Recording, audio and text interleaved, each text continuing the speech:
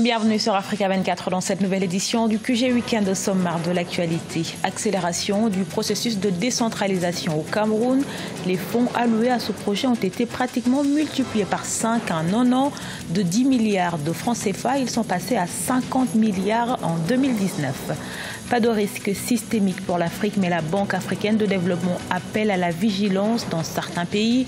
La BAD qui a publié son rapport sur les perspectives économiques du continent pour l'année 2019. Et puis au Mali, la Fédération internationale de football prolonge le mandat du comité de normalisation dirigé par une ancienne ministre. Ce comité est chargé de réorganiser le football malien en crise depuis 2015. Plus de 20 milliards de francs CFA pour la décentralisation. Au Cameroun, le gouvernement veut accélérer le processus de décentralisation. Ces fonds permettront également de financer la mise en place des conseils régionaux cette année 2019. Les précisions dans ce reportage de notre correspondante Viviane Bauken. Pour accompagner l'accélération du processus de décentralisation annoncé par le chef de l'État Paul Biya, le Premier ministre John Gouté a fixé au titre de l'exercice 2019 le montant de la dotation générale de la décentralisation à 49,8 milliards de francs CFA. Pour les élus locaux, l'effort est appréciable, mais pour ces derniers, il est une nécessité de coordonner tous les guichets de financement de la décentralisation dans le pays. Je vais dire que si vous prenez les 50 milliards qui sont destinés à financer et les communes et les régions qui arrivent et tous les organes, toutes les commissions, le Conseil national de la décentralisation, tous les comités interministériels, tout ce qui a trait à la décentralisation, quand vous prenez, quand vous répartissez cette enveloppe entre ces différentes commissions, ces différents comités et autres, ce que j'ai reçu de l'État dans le cadre du budget d'investissement public se révèle être plus important que ce que je pourrait attendre des 50 milliards que le gouvernement a donné. De cette enveloppe, 36 milliards de francs CFA constituent la dotation générale d'investissement contre 13 milliards de francs CFA pour le fonctionnement. Pour les responsables communaux, la priorité doit être donnée aux 360 communes. Oui, vous me direz bien, 36 milliards, c'est beaucoup d'argent. Mais ce n'est pas l'argent donné à un individu. Il s'agit du développement de l'ensemble du pays. Parce que les 360 communes camerounaises, c'est l'entièreté du pays. Rappelons également que de ces 50 milliards de francs CFA, 5 milliards seront affectés au démarrage des conseils régionaux et 20 milliards à celui du Conseil national de la décentralisation. L'Afrique est en marche loin de la Chine ou de l'Inde, mais le continent poursuit sa progression. C'est l'un des messages de la Banque africaine de développement qui a publié son rapport sur les perspectives économiques du continent pour 2019. Dans son observation méticuleuse de la dette du continent, la BAD en appelle à la vigilance en raison de la situation quasi intenable de certains pays africains. Cheikh Omar Bandaogo.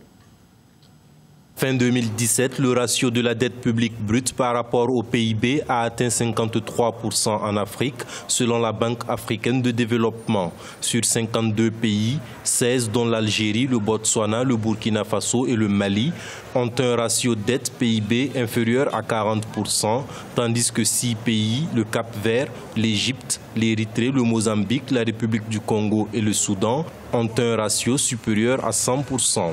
Le passage à la dette commerciale en Afrique est dû à l'amélioration de la capacité de la plupart des pays à gérer leurs économies. En outre, les taux d'intérêt ont également été normalisés dans la plupart des pays.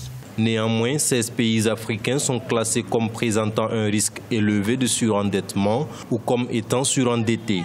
Dans certains pays, la situation de la dette est devenue intenable, exigeant des mesures urgentes. Nos États n'ont pas de recettes parce que nous n'avons pas d'industrie. En plus de ça, tout ce qu'il faut faire en Afrique, il faut qu'on aille chercher de l'argent dehors.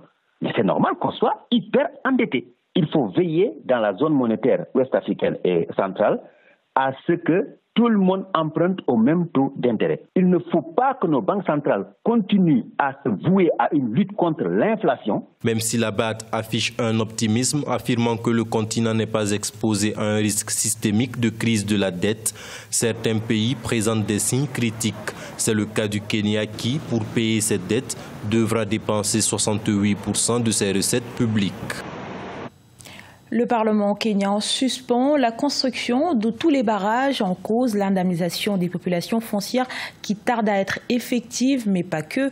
Les députés exigent également plus de clarté dans la gestion du mécanisme de financement. Corinne Kamsofaem. Les députés kenyans ont ordonné ce 5 mars l'arrêt des travaux de construction de 24 barrages dans tout le pays. Le Parlement exige que soit vérifiée avant toute reprise la viabilité de ces travaux. Il exige également que les populations touchées par ces constructions soient totalement indemnisées. Tous les programmes sont suspendus jusqu'à ce que la population soit indemnisée. Le gouvernement doit faire preuve de sérieux et agir en priorité, c'est-à-dire acquérir des terres et indemniser les propriétaires. Autre inquiétude soulevée par les députés, le mode de financement de ces travaux. Les fonds mobilisés pour ceci l'ont été sur la base du modèle ingénierie, approvisionnement, construction et financement. Un mécanisme de financement qui, selon les députés, repose sur les emprunts et ne contribuerait qu'à paupériser et asservir les populations les plus vulnérables. La seule manière de pouvoir être efficace dans le secteur du développement de l'énergie aujourd'hui, c'est de libéraliser complètement les secteurs dans la production, dans la distribution, mais également dans le transport. Ça éviterait que le gouvernement ne s'attire les suspicions, encore moins les critiques de ceux qui pensent qu'on endette les générations à venir sans aucune garantie de rentabilité. En rappel, cette suspension effectuée par les parlementaires intervient quelques jours après un mouvement d'humeur sur le site du projet d'irrigation du cours inférieur de Nzoia à l'ouest du Kenya. Les populations riveraines ont bloqué l'avancement des travaux. Elles réclament l'équivalent de 12 millions de dollars. Leurs terres seront inondées par les eaux de ce projet d'irrigation. C'est une bonne nouvelle pour les futures mamans. La prise en charge des mamans et de leurs bébés a été améliorée au centre hospitalier de Bé à Lomé. La maternité a été rénovée, une avancée considérable en termes de santé publique au Togo, pays où la mortalité infantile et maternelle concernerait près d'une naissance sur 5. Reportage de notre correspondante Emefa Kofi.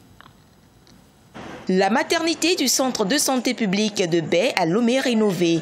Elle dispose désormais de toilettes modernes, de nouveaux lits, des salles d'accouchement neuves et bien d'autres matériels médicaux.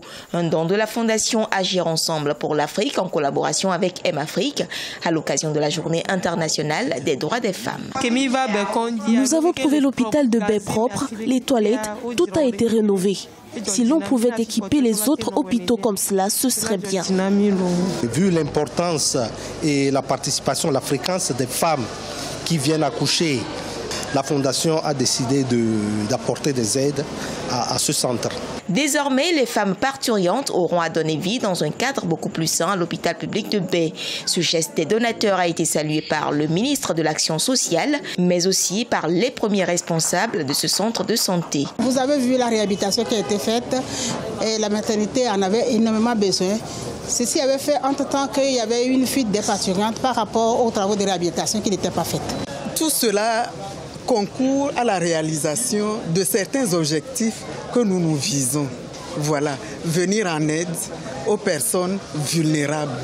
Et ensuite, mettre en place des infrastructures durables pour concourir à l'autonomisation des femmes. À noter qu'au Togo, la Journée internationale des droits des femmes est célébrée sous le thème « Femmes et gouvernance locale ». La FIFA au secours du football malien. Pour réconcilier les acteurs, l'organisation a mis en place un comité de normalisation dirigé par l'ancienne porte-parole du gouvernement Daou Fatoumata Guindo. L'équipe mise en place le 9 janvier 2018 tente de mettre un terme à cette crise qui dure depuis 2015. Reportage à Bamako de notre correspondant Mokhtar Bari. Après une élection invalidée par la FIFA en décembre 2017, un comité de normalisation a été mis en place le 9 janvier 2018. À la tête de ce comité, une ancienne ministre chargée des réformes de l'État et des relations avec les institutions, Daou Fatoumata Guindo. Avec un mandat de 4 mois, elle devait permettre la mise en place d'un nouveau comité au sein de la FEMAFOOT. En tant que femme, on m'a seulement demandé en tant que présidente du comité de normalisation de poser des actes, de gérer conformément au texte. Vous savez, quand vous ouvrez un dossier, ce n'est pas écrit homme-femme. Donc vous lisez, vous traitez et vous prenez votre décision. Si une femme à la tête d'une fédération de football est rare dans le monde, cela est encore une source de motivation pour cette dame avertie qui est dans un milieu d'intérêts divers. À son actif, la qualification des équipes seniors, juniors et dames aux Coupes d'Afrique de leur catégorie. Cerise sur le gâteau, une Coupe d'Afrique des U20 remportée en février 2019 à Niamey. Quand je vois la détermination et tout l'espoir que ces jeunes fondent sur cette activité, ça mérite que quelqu'un se tue à la tâche. Et je ferai cette mission pour le bonheur du football malien. Souvent vue comme une femme qui veut s'éterniser à la tête de ce comité de normalisation, elle rassure en mettant le Mali au-dessus de tout intérêt partisan. Avec un mandat reconduit à 3 reprises, Daou Fatmata Guindo espère céder sa place à un nouveau comité d'ici à août 2019. Ce journal a été réalisé par l'ensemble de la rédaction. Merci pour votre fidélité. Retrouvez dans un instant une nouvelle édition de l'actualité sur Africa 24.